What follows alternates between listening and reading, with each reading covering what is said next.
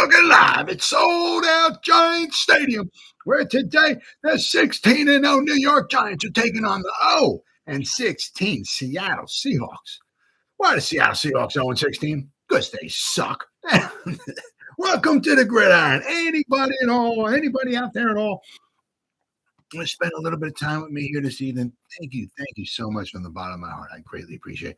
Or anybody watches the replay of this, once again from the bottom of my heart, guys, thank you so much. You guys absolutely rock. I'm going to try to go about 30 minutes here, as I always shoot my mouth off for about a half an hour or so. Anybody got anything to say? I check on the chat box, every so often. So anybody got any comments, concerns, or anything at all, just throw it in the chat box. I check on it, and I always try to respond to every comment that gets thrown in there. So please feel free, fire away.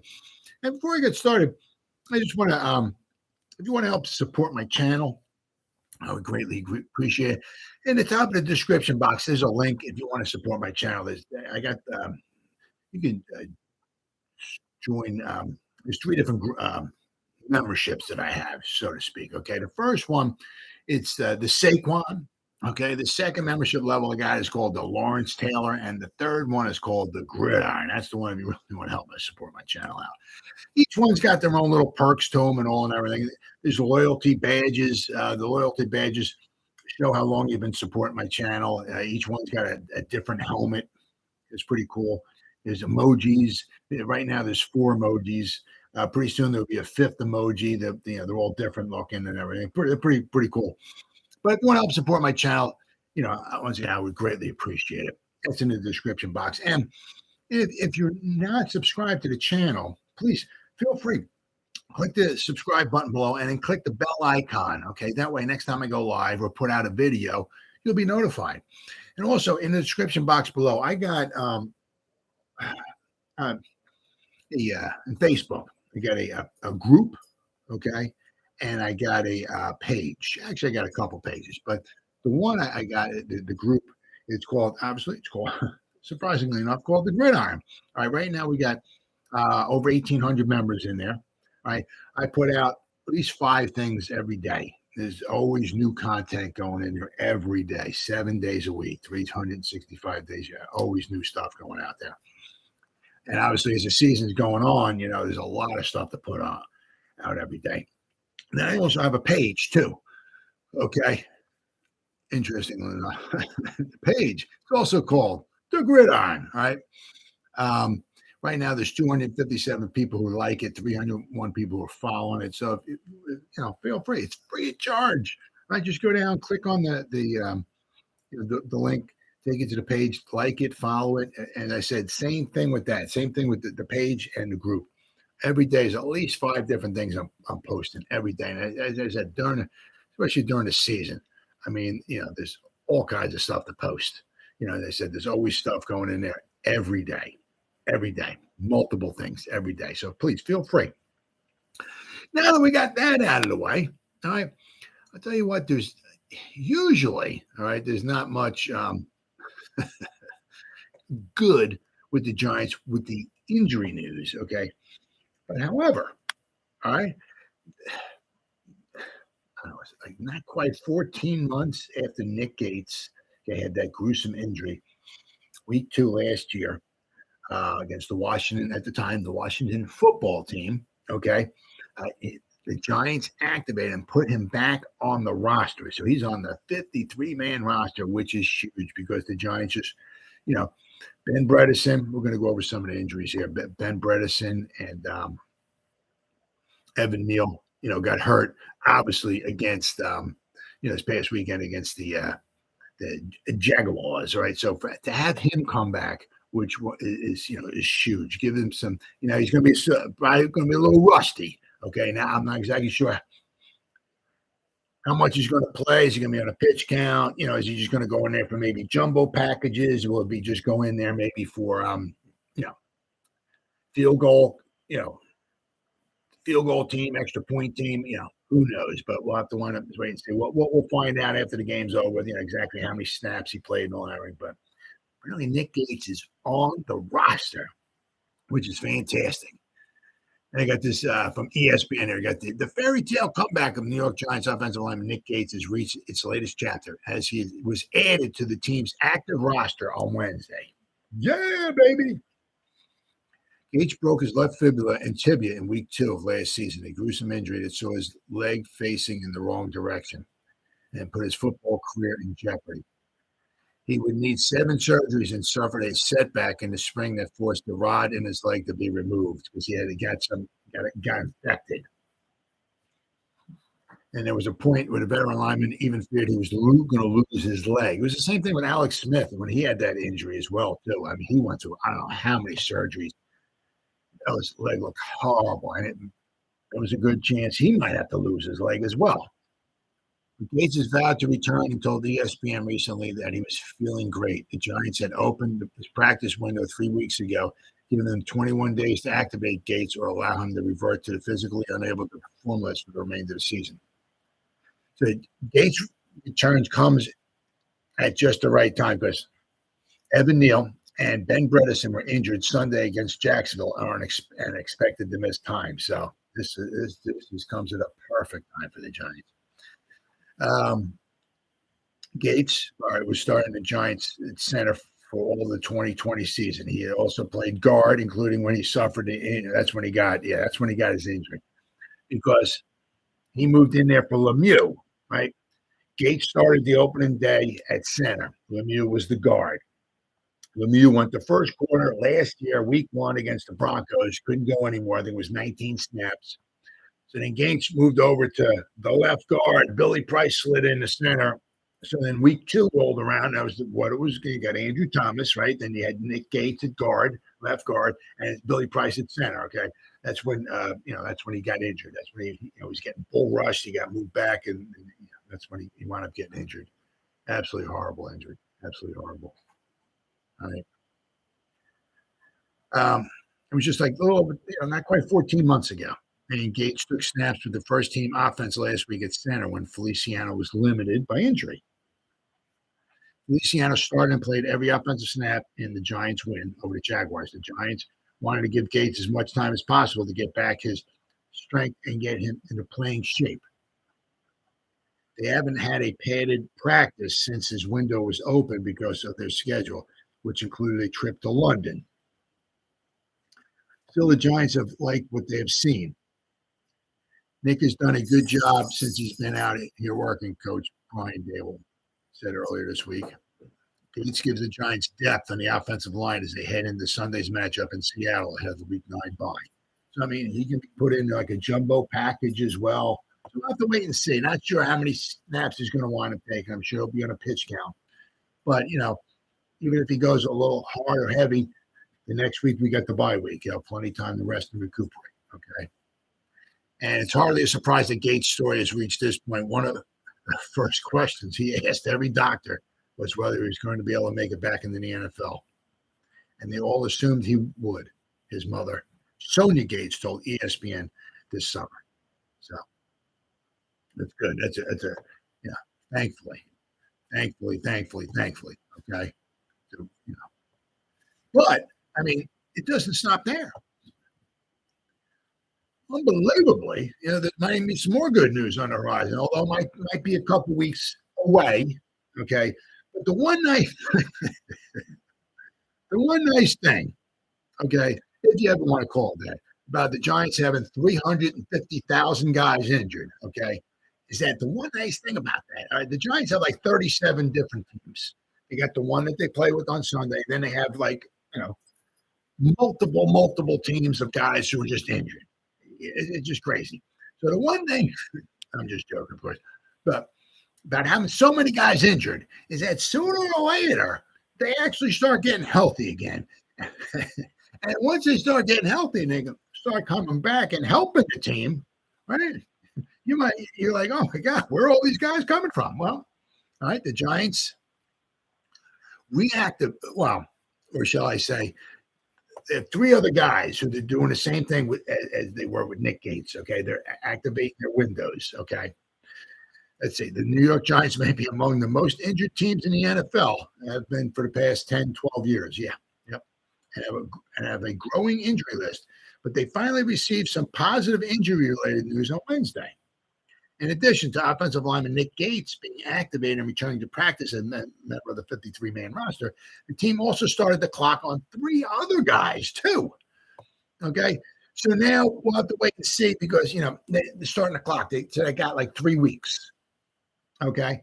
And it might wind up probably taking maybe 3 weeks once again. I mean, I don't know if any of these guys will be after like 3 days. Yep, he's on the team. He's on it.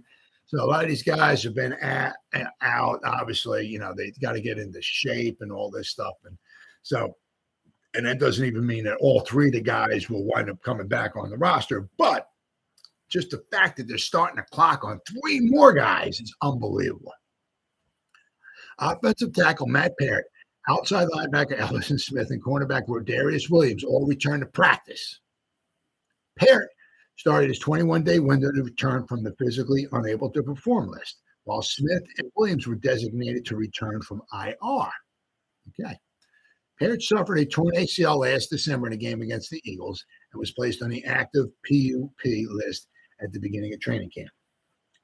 Williams also suffered a torn ACL in Week 5 of last season, while Ellison Smith suffered a neck injury late last season and finished the year on IR. He started the season IR, ended the season IR, started this season on IR. I mean, it looks like, unfortunately, like Ellison Smith's just going to be one of those guys that just seems to be getting hurt all the time. I mean, I hate it. Actually, I feel bad for the guy and all, but all the guy does is get injured. I mean, both were placed on IR again at the start of the season. The news wasn't quite as positive for offensive lineman Shane Lemieux, unfortunately. I mean, I don't know what the hell he did to his toe. I mean, it is absolutely unfreaking believable.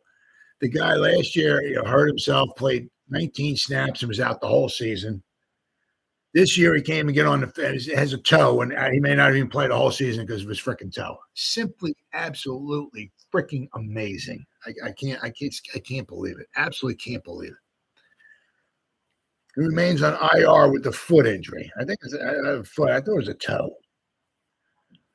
Head coach Brian Daboll said that although he's improving, well, everybody's always improving, but there's no guarantee he returns this season. Unfreaking believable. Absolutely unbelievable. I don't want to forecast. He's getting better, Daboll said. Well, but, I mean, and then, of course, then you got, of course, the guys who aren't practicing, of course, you got, like Kenny Golladay, right? Kadarius Toney did not participate. Kenny Golladay did not participate. Oshane Ximines did not participate. Cordell Flott did not participate. Daniel Bellinger, obviously. Evan Neal and Ben Bredesen. None of those guys participated. So there were 7 guys who did not participate. Guys who were limited in practice was Tyree Phillips. He's got a problem with his toe. Jason Pinnock with a foot, and Leonard Williams with his elbow. Okay. So, but just getting, Nick Gates back is huge. Matt Parrott, who's on the PUP list, returned to practice. The Giants had 3 weeks to either activate him or keep him on the list through the end of the season. Same thing the way it was with Nick Gates. They activated him. Nick Gates gave him 3 weeks to see if he'll be able to make it or not. At the end of 3 weeks, they're going to make the decision, or they can make it beforehand, obviously. But after 21 days, it's either he's on the team or he's off the team for the rest of the season, right? And then the 2 second-year pros, Ellison Smith and Darius Williams, returned to practice. They have been on injured reserve since the beginning of the season. Smith injured his lower leg in a training camp practice on August 14th. All right, so he injured his leg training camp about 2.5 months ago.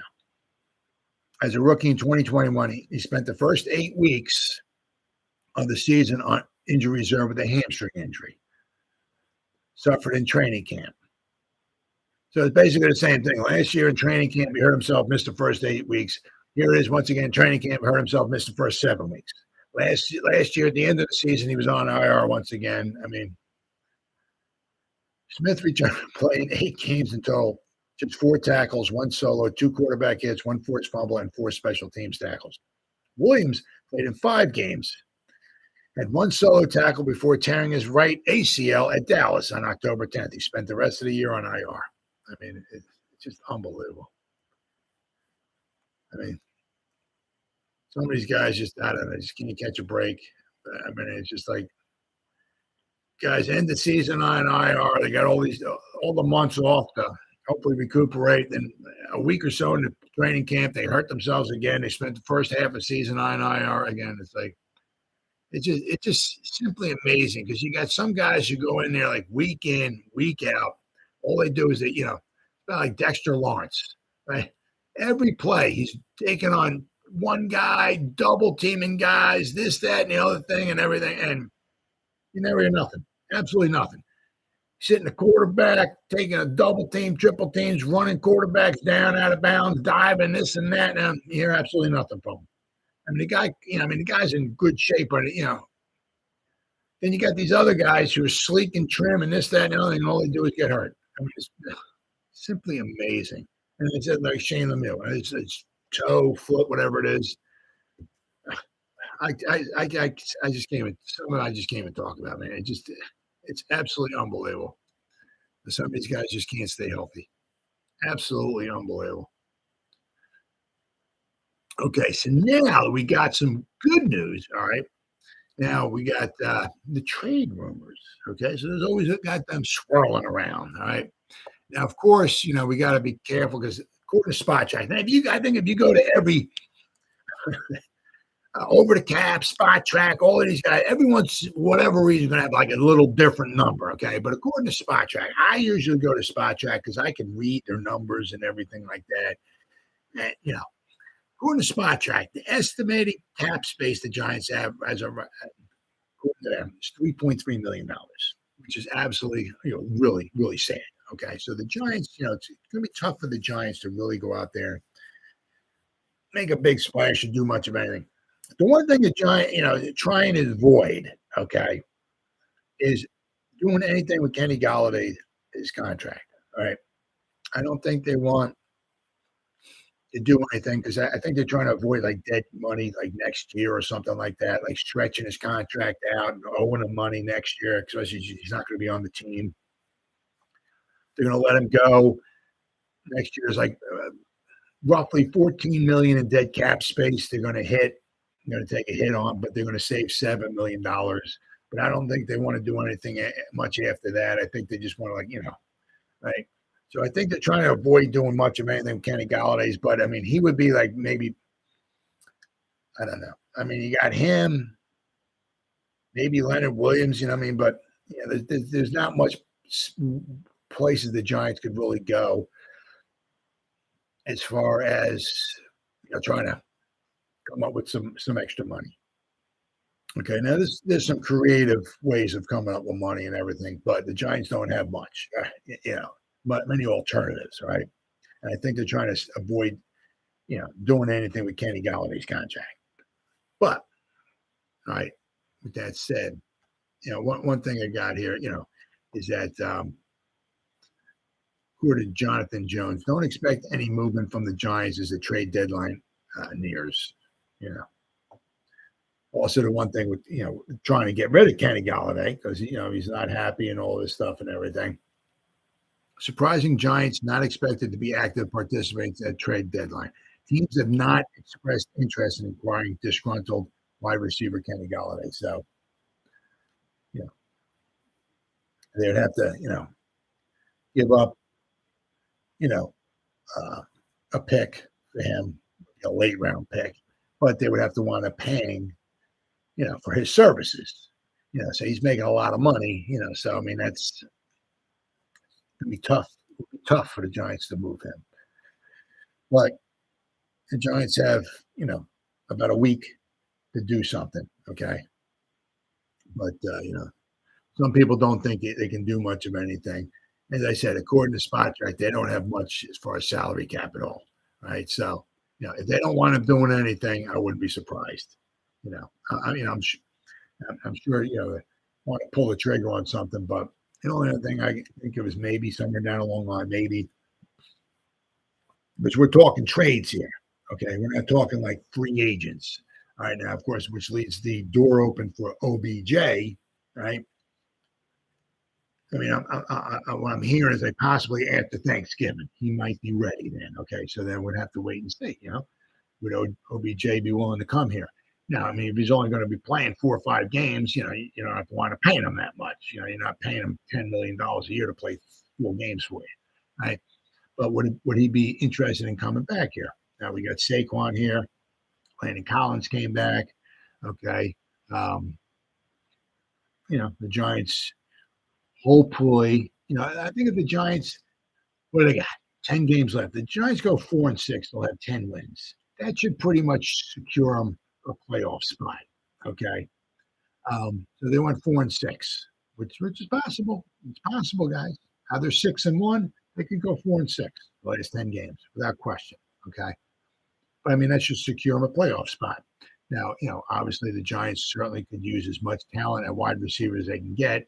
Who knows? Maybe somewhere along the line before the end of the season, maybe Kadarius Toney might be able to play a snap or two. Huh? Wouldn't that be a miracle? Maybe Kenny Golladay will be back on the field once again. But I mean, if the Giants can somehow get, Wan'Dale Robinson can stay healthy. If Kadarius Toney some way can actually wind up playing like a game or two, wouldn't that be a miracle? If we can get Kenny Golladay back on the field, Darius Slayton, right? If we can get OBJ in there, right? We'd have some nice weapons. If Saquon can stay healthy, Daniel Jones can stay healthy, right? We'd have ourselves some nice weapons out there. We could be a formidable opponent going into the playoffs. If we make the playoffs. But I'm saying, even the last 4 or 5 games of the season, if OBJ comes here, if he's all ready and everything like that, Dave will find some without question, find some plays in the playbook for him. Absolutely. That. The place will be going. As soon as he's running out on the field for the first time, maybe his name be introduced or something like that, the place will be going crazy. Absolutely crazy. Now, what this did was, because I seen this, all right, so what wound up bringing this up here, all right, was the fact that the Eagles, I mean, their GM, he's a wheeler and a dealer, without question. He loves making deals, all right, without question. So the Eagles, right, traded away 4th-round pick, right, for defensive end, for Bears defensive end Robert Quinn. So they're adding some more depth, okay, to their defensive line. Again, their defensive line is usually a pretty strong point for them, but they're adding some extra depth. They cost them a 4th-round pick, all right. Both teams announced the terms of the trade Wednesday afternoon, pending Quinn's passing a physical, okay. Quinn had been with the Bears since April 2020 when he signed a 5-year, $70 million deal as a free agent. A league source confirmed with ESPN that the Bears are absorbing the bulk of Quinn's salary. So, they're absorbing most of the salary. They got rid of him, okay, but now, according to next year, his salary will be off the books, and then now they have an additional 4th-round pick. So, but I mean, the Eagles are, wheeler and a dealer without question. Without question. But I mean, so, which kind of is like, well, the Eagles are making moves, and I wouldn't even be surprised if they if they were done. I mean, I could see them, making even more moves, but it's just kind of like, the Giants, would they be making anything at all? I mean, the Eagles have a better salary cap situation, obviously, than the Giants. Can the Giants afford to do any type of a move before the trade deadline? Well, if they could, all right, there's a couple, right? A couple articles I saw here, okay? Now, one of them was talking about the 4 guys, okay, that the Giants could possibly trade for, right, before the trade deadline. 4 players that the Giants could target ahead of the trade deadline, okay? This comes from stay inside of G-Men HQ. One of them, all right, is actually two of these guys are wide receivers. Kendrick Bourne from the Patriots. The wide receiver position has gone from a bright spot for the Giants to their weakest position on the team. Riddled with injuries and lack of protection, New York has to dig deep into the depth chart to find success. Even with strong showings from Darius Slayton and Wan'Dale Robinson at points this season, the Giants are in need of depth. David Sills and Marcus Johnson are currently playing a large role in this offense. While them playing significant time can be helpful down the line, they aren't producing enough right now. Nope. Trading for a veteran pass catcher could help keep the group stay afloat until maybe, Kadarius Stoney gets healthy. Maybe Kenny Golladay gets healthy, right? Before the start of this season, right, Kendrick Bourne had 192 receptions, 2,569 yards, and 16 touchdowns. Unfortunately for Bourne, this season has not gone to plan. He has fallen down the Patriots' depth chart and has played sparingly. Over 6 games, he has played only more than 50% of the offensive snaps just one time. He recorded just 11 receptions for 142 receiving yards. Right. With how the Patriots have underutilized him, he could be obtained without giving a lot. A day 3 pick could be all it takes to get Bourne to the Giants. So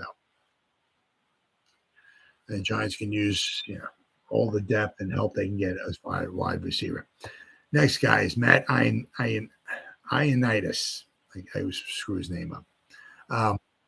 He started out with the Washington. Actually, I believe it was. I'm going to go back here. Let me check this out here. I do believe it was the Washington Redskins. Yes, it was 2016. Okay. Now this year he's on the Carolina Panthers. Okay, but very solid, player. Okay. They got a defensive tackle. Okay. Very, very solid. All right. This year, according to Pro Football Focus, he's grading out at a 72.6 for his defensive grade.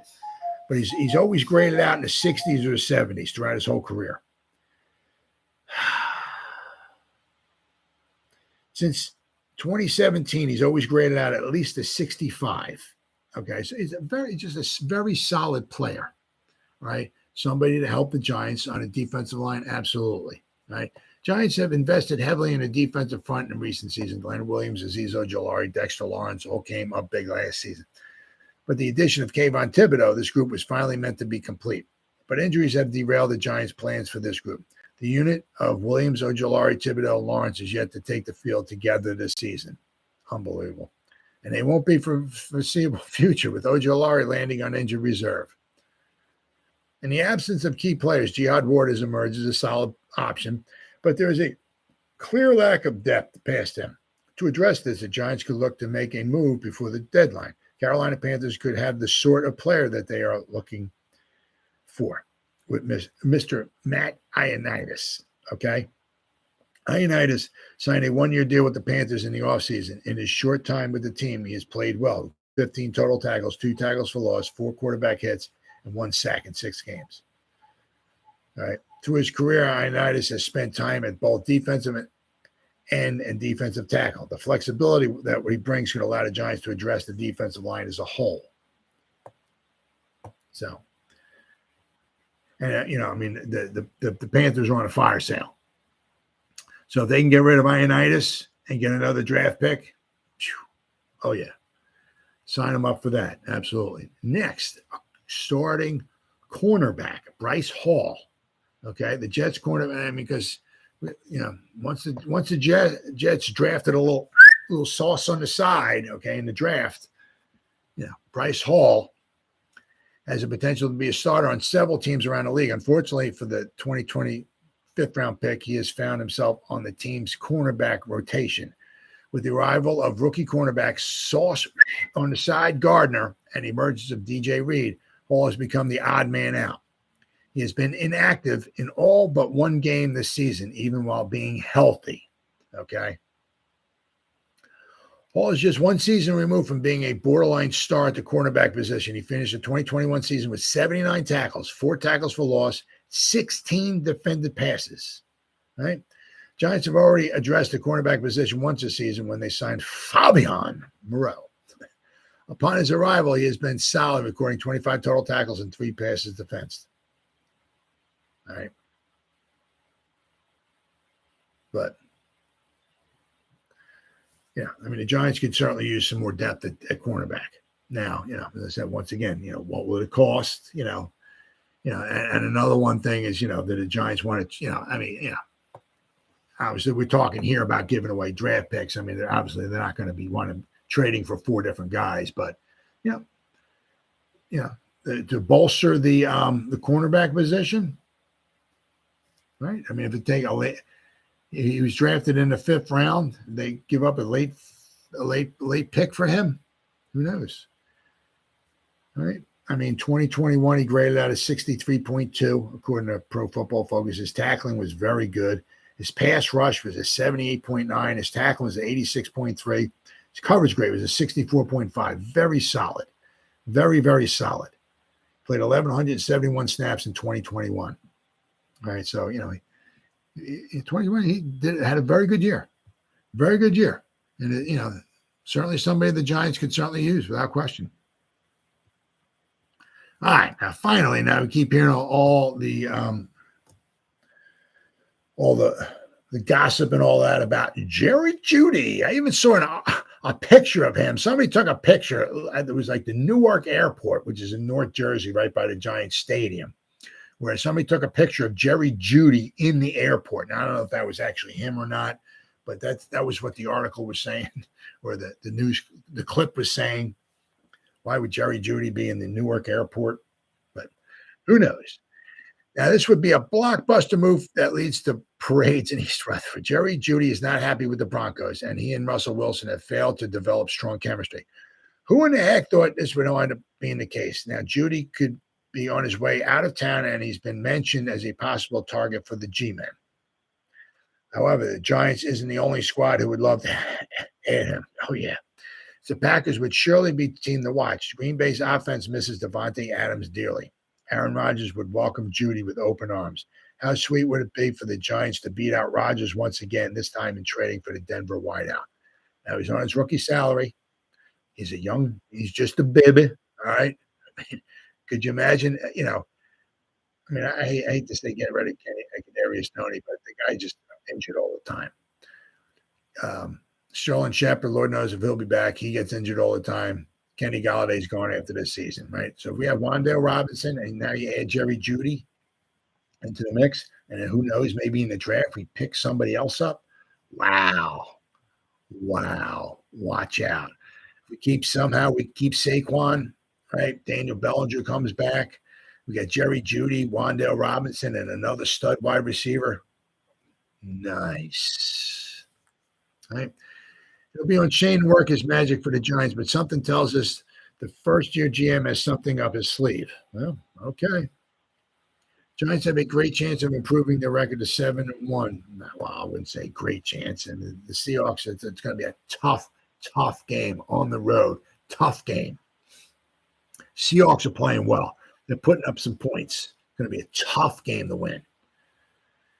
Early next week, even more good news could be on the way thanks to a head-turning trade. We'll see if Shane delivers. So there also is another one here. Now, I mean, with Jerry Jeudy now. It's his 3rd year. Okay. His 2nd year only started 5 games. He only caught, what was it? I'm sorry, his 1st year. His 1st year, he played all 16 games, right? He had 52 catches, averaged 16.5 yards a catch. 2nd year, he had 5. He played in 10 games. This year, he's played in all 7 games. He only has 24 catches. He's just, him and just whatever Russell Wilson's problem is, that don't know. But I mean, I've seen more than one time, right? Of course, we got DJ Moore. You keep hearing about DJ Moore because the Panthers are trying to maybe have a fire sale.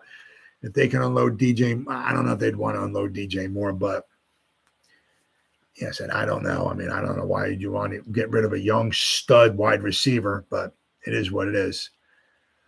They wrote here from Big Blue View. I wrote 2 weeks ago that I would be in favor of the Giants making a move for the 25-year-old Moore. And move for Moore would help the Giants in 2022. But more importantly, he is signed through 2025 and will give the Giants a legitimate number one wide receiver for the next few seasons. Wide receiver Terrence Marshall for the Panthers, and an underutilized 2021 second-round pick also could be a less costly target as well. So, but I mean, there's guys out there. Now, just as I said, it's just you don't know, right? Obviously, you don't know what, Shane's going to wind up doing, what he can do.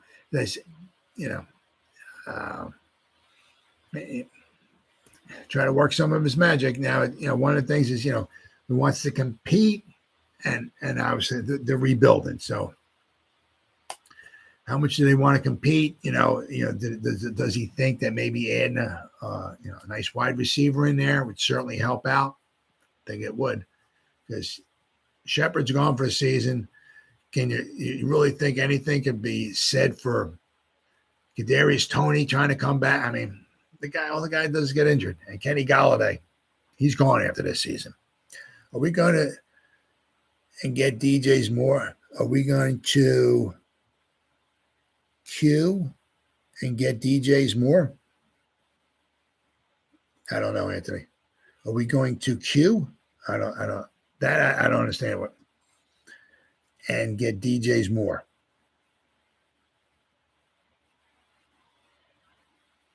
Hope, if you mean like, Daniel Jones, if we're going to maybe try to get him a wide receiver or something, we'll have to wind up waiting and see. A lot of it comes down to money, right? Which we don't have much of. As I said, maybe, but if we don't want to do any type of a trade, right? You can also maybe see if Odell Beckham Jr. might want to come here. He would be you wouldn't have to trade away anything for him. He would be, wouldn't have to cost a lot because he's only going to be playing the past, last 4 or 5 games for you, then maybe into the playoffs as well. So he would be an affordable option. So it's going to be interesting to see because he got till November 1st is the trade deadline. So the Eagles made a move. The Eagles are undefeated, and they just even bolstered their roster even more. The Giants, we'll have to wait and see. I don't know what the Giants can do with the money situation they have. They're just screwed. That's why I remember Dave Gettleman always said, you want to try to go into the season with like at least 10, I think he said $20 million. That's a bit much, but you can certainly say where, he's right. Going into the season with $5 million in salary cap space, especially with the way the Giants players just keep getting hurt every game. That's nothing. 10 to 20 million going into the season was huge. Would be huge because right about now, wouldn't it be nice if we can go out there, maybe make a trade, and if we had $15-20 million in salary cap, we go out and maybe get a couple guys. Don't you think wouldn't that be huge? Go out and get a couple healthy wide receivers right on this roster. Man, we're winning now. Could you imagine what we could do if we had, we could run the ball with Saquon Barkley and Daniel Jones, and we actually had some wide receivers running around out on the field. Not even wide receivers, but wide receivers that could scare the other team, right? Wouldn't that be something? Well, but I said it. We got a week to go. We'll have to wait and see. There's always be trade rumors out there. Always be trade rumors out there. So it's interesting. But that's been 39 minutes. I've been shooting my mouth off. Anybody spending any time here at all, watching me, listening to me, thank you so much. Thank you. I greatly appreciate it. Anybody spends any time watching any to replay this, once again, thank you so much from the bottom of my heart. You guys absolutely rock. And to Anthony Barker, thank you for your comment, buddy. I'm sorry I couldn't answer it that well, but thank you so much. I greatly appreciate it. And as always, guys, you guys stay safe out there and go Giants. Woo! Oh, yeah.